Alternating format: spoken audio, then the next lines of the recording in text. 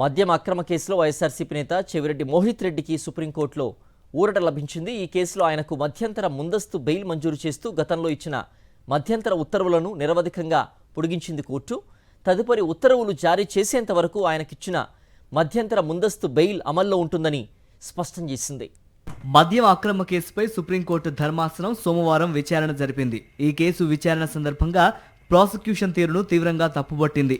మోహిత్ ముందస్తు బెయిల్ వ్యవహారంపై కౌంటర్ దాఖలు చేయడానికి ఇప్పటికే నెలల తరబడి సమయం తీసుకున్న ప్రాసిక్యూషన్ ఇప్పుడు అదనంగా మరో 2 నెలల సమయం కోరడంపై ధర్మాసనం అనుమానం వ్యక్తం చేసింది. కౌంటర్ దాఖలు చేసిన తర్వాత కూడా ఇంకా పరిశీలించాల్సిన అంశాలు ఉన్నాయని చెప్పడం విచారణను ఉద్దేశపూర్వకంగా జాప్యం చేయడానికేనని ధర్మాసనం అభిప్రాయపడింది. కేవలం విచారణను కాలయాపన చేసేందుకే ప్రాసిక్యూషన్ పదే పదే వాయిదాలు సమయం కోరుతోందని ధర్మాసనం తేల్చి చెప్పింది. మద్యం కేసులో 39వ నిందితునిగా ఉన్న చెవిరెడ్డి మోహిత్ రెడ్డి తనకు ముందస్తు బెయిల్ మంజూరు చేయాలని కోరుతూ హైకోర్టులో గత ఏడాది పిటిషన్ దాఖలు చేశారు.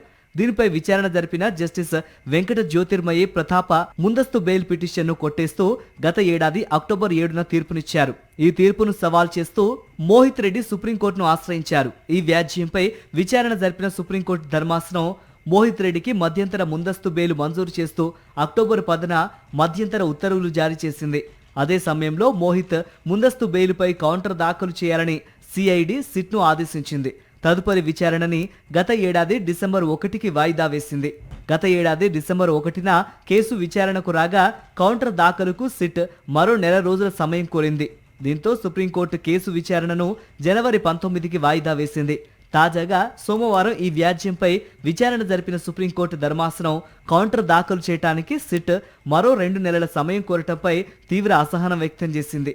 ఈ నేపథ్యంలో మోహిత్ రెడ్డికి మధ్యంతర ముందస్తు బెయిల్ మంజూరు చేస్తూ మధ్యంతర ఉత్తర్వులను తదుపరి ఉత్తర్వులు జారీ చేసేంత వరకు పొడిగించింది. సిట్ కోరినట్లు కౌంటర్ దాఖలుకు 2 నెలల సమయం ఇస్తూ ఉత్తర్వులు జారీ చేసింది.